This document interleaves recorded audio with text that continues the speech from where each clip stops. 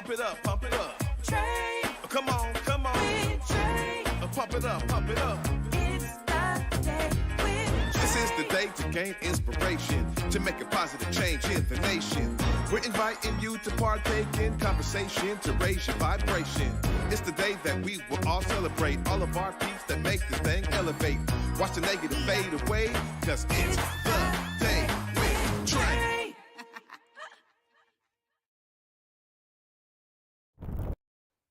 Hey everybody, I'm sorry I had to start dancing because this is a terrific Tuesday. I am Deaunte Damper and welcome to The Day with Trae. I am stepping in from our girl Trae Holiday this week, and before we begin with this amazing show we have today, I need you to do me a favor. Like, share, and subscribe to Converge Media. You can learn more about Back to Basa. We live in color, clapback culture, and more. Go to whereblackmediamatters.com to learn why Black media matters. Now, I'm so excited. Up next today, up in the studio, we have greatness. We have Chief Advancement Officer Josalyn Ford to tell us more, not just about Urban League, but the amazing 23rd annual breakfast that they're going to be having this week. Without further ado, Josalyn Ford. Hi. Now, Trae is going to be so sad that she ain't here because your glasses are amazing. Thank you. Thank you. You know, we're so happy to have you in the studio Happy today. to be here. And I mean, before we get into the wonderful breakfast, can you tell community a little bit more about the history of the Urban League? Yes. So the Urban League has been around for 94 years. We'll be 95 next year. And with a 94-year history, we've been able to sit within the Central District of Seattle, providing basic services, housing, workforce, education, even food assistance. And most recently, we've added a few more programs to our social impact. So we have our ACE, which is advocacy and community engagement. We have entrepreneurship. We have public health. And then we also have our Eco District, which is a partnership that we merged into about a couple of years ago. Mm-hmm. Yeah. And throughout that space, you guys have been able to provide not just, I think one of the main things is housing, but also we just actually had an event where you were watching the debate. Yes, we had a debate night watch, which was fun. It was in Bellevue, packed. A lot of us there. But we had that, and that was a part of our ACE program for sure, and in partnership with our coalition. Also, we recently just had our entrepreneurship summit on Seattle University's campus, and we had over 150 business professionals there, as well as small businesses there. So we've definitely made a footprint in the heart of Seattle, but we're not just in Seattle. We are expanding. We are able to get into South Seattle as well and really make some differences there. Yeah, and I think, one of the big takeaways that I noticed about the events that you've been doing, especially with the entrepreneurial event and the debate night, was just how important was it for community to be engaged? Yes, right? Absolutely. Why is engagement so important to the Urban League? Yeah, at this point, without engagement, do you really create the advocates you need to advance the work that's happening, right? So I think we always hear representation matters, but what representation also means is that we have people who understand the work of the mission and can be our advocates out there. And so the only way to really get those advocates involved is to engage with them, to really position messaging and position branding and position the work in a way that they see themselves. And in them feeling seen, they then can create a space we can create that space for them to come in and have conversation that aligns a lot of the vision and the work and the goals. And then they go out and speak on behalf of the Urban League. And speaking of which, you are in the title of Chief Advancement Officer. Yes. So before you got into that, what kind of work were you doing before? Yeah, so I've always done fundraising. I've been coined the unicorn in a lot of ways. There's not a lot of Black women fundraisers in our country, let alone in the city of Seattle, let alone in the state of Washington. But I've been in fundraising for the last 20 years, and community engagement, I would say, for the last 15. And in fundraising, to me, there's a lot of the work that I do that fosters on investment. But a lot of times people think it's a transactional piece when really I'm about transformation, right? So you give a gift and you actually want to see that gift transform a life or transform a neighborhood or transform a community. And so the work that I've been doing for the last few years is really speaking to that. I'm also not into tokenism around fundraising. Why is that so important? Because I think there's a lot of excuses made around this idea and this concept that if you give, you're saving someone, when it's not about you. The gift is really about how you foster the very thing that you believe in, which is community, right? And so do not put people on a brochure or a website and you can't speak to that on a day-to-day basis. I should not see any Black families on any platforms if you can't talk about that Black family in a way that dignifies their journey. And tokenism to me is just an excuse for your idea of what giving means, when unless you can really talk about it or unless you can really advocate for it, you're utilizing a space that you have no idea how to really help. And I also am a product of what tokenism looks like. I went to a predominantly white high school, and at the time it was this idea that just let's put all the kids of color up on the stage and say you're helping them. No, you weren't. You weren't helping me do anything. And really you were helping their bottom line. I still had to really travail through a lot. And so I don't want any other family or any other individual who has been marginalized to ever experience the idea or even the concept of coming into a space and someone thinking they saved them. I know that's right. Yeah, no. That's such a word. Yeah. That's such a word.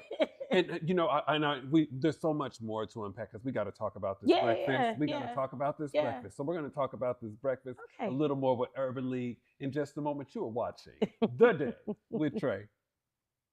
Disney and Cameron Mackintosh's Mary Poppins comes to life on stage at the Fifth Avenue Theatre, featuring Step in Time and Supercalifragilisticexpialidocious. Make it a jolly holiday at Mary Poppins. For tickets, visit fifthavenue.org. Washington's charter public schools prioritize equitable learning opportunities for all students and strive for openness at every level. Teachers work with parents to build a trusting and supportive learning environment for students. To learn more, visit wacharters.org.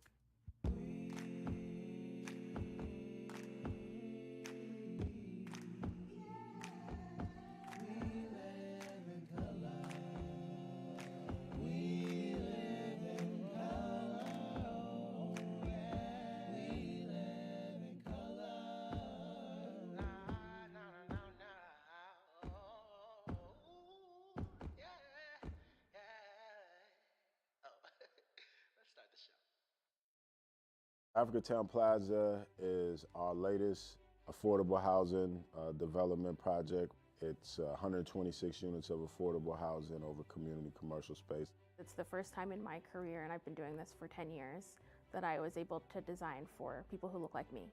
Africatown Plaza is a beacon of hope. Africatown Plaza is a love letter to the community.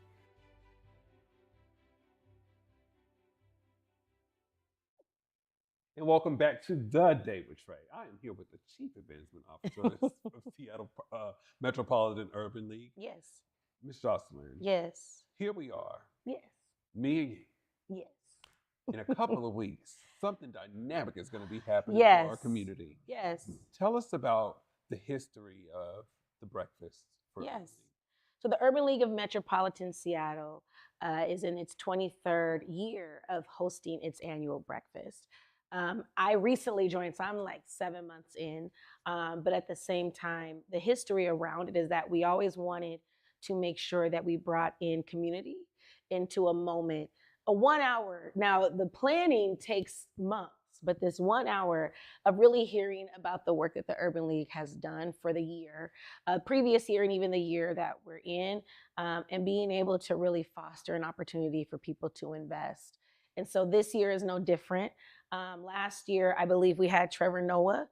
Mhm. The year prior to that was Magic Johnson. Cried whole. Yeah. Can I give a whole story? Yes, you can. I don't cry when it comes to sports stars. Yeah, yeah. But there was so much post-pandemic Yes. um, Yes.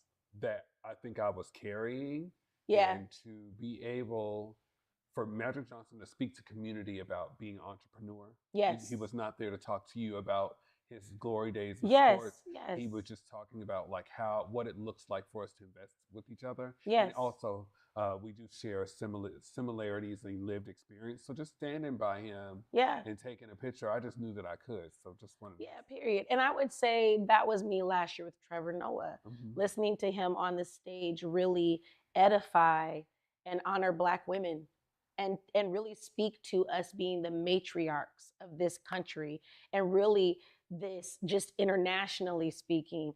I felt seen, and that sounds cliche, but it says a lot when you're sitting in front of 1,400 people and you're saying something that I need to hear, right? At a time when we have Sandra Bland, we have so many Black women who have been demonized and really just not even respected.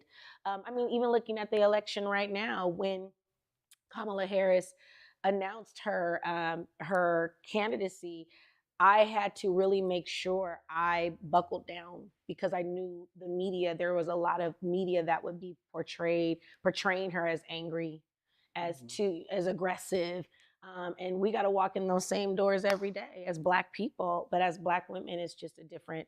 It's just a different level of that, right? So to your point, that's the point of the Urban League's breakfast is that someone sits on that stage and they're not heralded just because of a name or a title. They have a story. Yeah. Right. And that story resonates with a lot of people in the room. This year's guest, I mean, what is there not to say about her? But she's been very, very vocal in making sure there's equity in pay for Black women. Mhm. She's been vocal in making sure that Black men and young Black women are able to be positioned in places and they not have to struggle with that. I mean, getting to this title that I have right now, I'm not even on title. I appreciate it.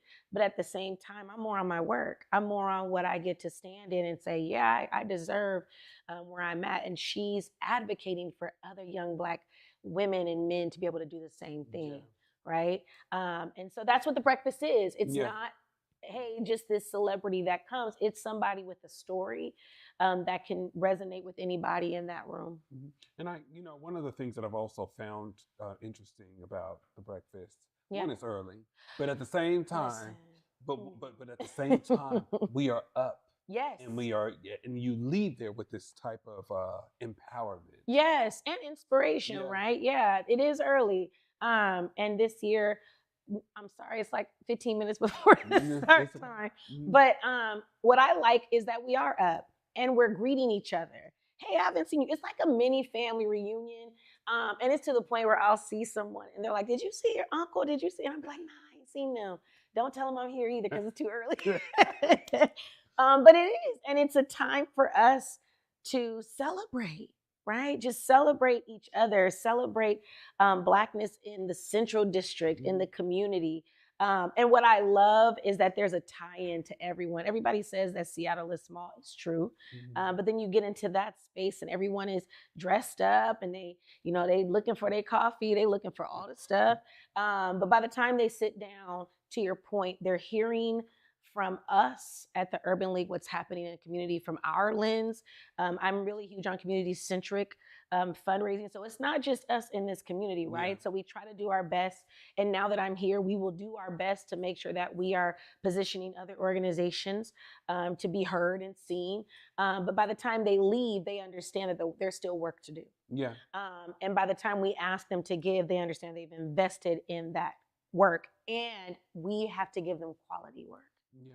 Not just work. I like that. And It has to be the quality. other thing too is like, it is towards the end of the year. Yes. And usually everybody has all their last minute things that they're doing for the holidays. And Yes. This is usually the last time where you kind of see everybody. Yes. Yes. Before everybody go home. Yeah, before everybody go home. Yes. And makes the excuse to not get out because it's raining or snowing. Yeah. You Yeah. know, Yeah, I would say to that, like I said, I've been in fundraising for a long time. And when people plan their giving at the end of the year, I had a donor one time ask me, Josalyn, why do most organizations wait until the end of the year to give? or to ask for a gift. And I used to say it's because we have those who are less fortunate. And those who are less fortunate deserve to experience the same holidays as we do. But there is still a January 1st. There's still a March 10th. There's still a June 8th.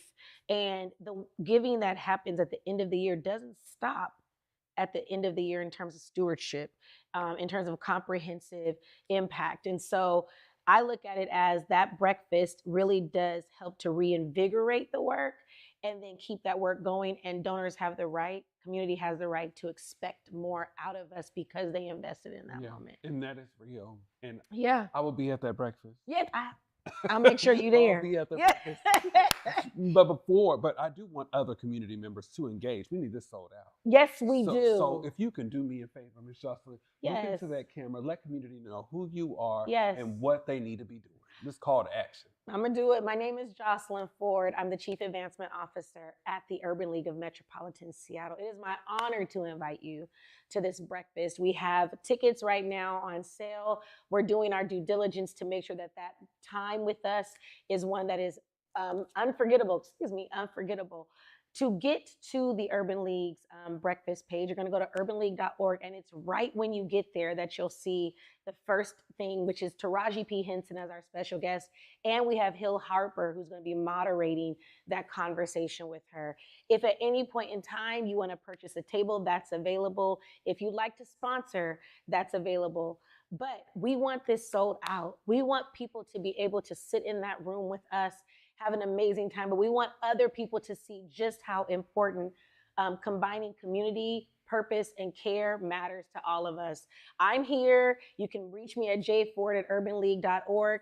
I'm giving that on purpose. I also have an amazing staff who's doing a lot of that great work, but we want you in the room. And so I am appealing to you to join us. I guarantee you'll see your uncle, aunt, one of the church members, probably one of your frat brothers or sorority sisters. Who knows? They'll be in the room as well. Now that's how you, now that was good. I want to thank you so much for coming in. Yes. You know, when we talk about, I never heard of a position of Chief Advancement Officer, but the way you speak, my sister, I'm very proud to be working in community alongside with all organizations and cannot wait for this breakfast. Yeah, I'm excited. Thank you for the opportunity. Thank you. And thank you, community. We're going to take one more break and we will be back with The Day with Trae. A world of wonder awaits at Pacific Northwest Ballet's The Nutcracker. Treat your loved ones to the Northwest's favorite holiday tradition at Seattle Center's McCall Hall. Visit pnb.org. Here on Back to Basa, it's always been important to me that we uplift stories from across the region and that no matter where you live in the nation, you never have to miss a moment of the show as we continue to highlight the beauty, excellence, and resilience of our communities across the Pacific Northwest. Why? Because representation matters. So no matter where you live, be it the Central District or Centralia, Portland or Pullman, or anywhere across the country, I encourage you to join me on this Back to Basa journey by downloading the free Fox Local app on your phone or smart TV as we continue to elevate the very best in our communities. Urban League of Metropolitan Seattle is bringing a whole lot of star power to town as Taraji P. Henson and Hill Harper headline their 23rd annual breakfast happening November 22nd at the Seattle Convention Center Summit. Grab your tickets now at urbanleague.org. You on my mind a lot, don't need no time watch. I don't know how I got you in my pocket spot. Yeah, that's babe, need you every day. You seem like the barging down, got my heart no barging in. From the bed to the floor to the couch, might wake the neighbors up. Break you in and break you out. In the end, we gon' make a child. Then we gon' hit the show. Part 2, we don't need no pause. You can't miss me, we gon' get tipsy. Don't need a power shot. Copy my steal. Face the fact that. Copy my steal. Face the fact that. I gotta say, welcome back, y'all. I'm sorry, I'm just so hyped about this breakfast that's coming up in the next couple of weeks. I have to thank Josalyn Ford and the amazing staff at Urban League that has been putting this breakfast on for 23 years. As she stated, please go to urbanleague.com, and she stated, for y'all to purchase tickets. But above all else, I just loved how she talked about community engagement. And on behalf of myself and all the folks here at Converge, thank you for staying engaged with us. Thank you for tapping in with us. We will be back here at an amazing Wednesday with our amazing guests. Remember to walk with love. Thank you for joining The Day with Trae. See you tomorrow.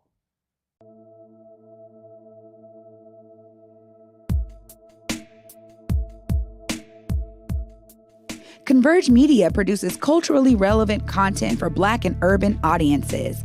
Our coverage is raw, transparent, and objective, praised by community leaders, government officials, and residents. Support Converge Media today via Venmo, Cash App, or PayPal at Converge Media.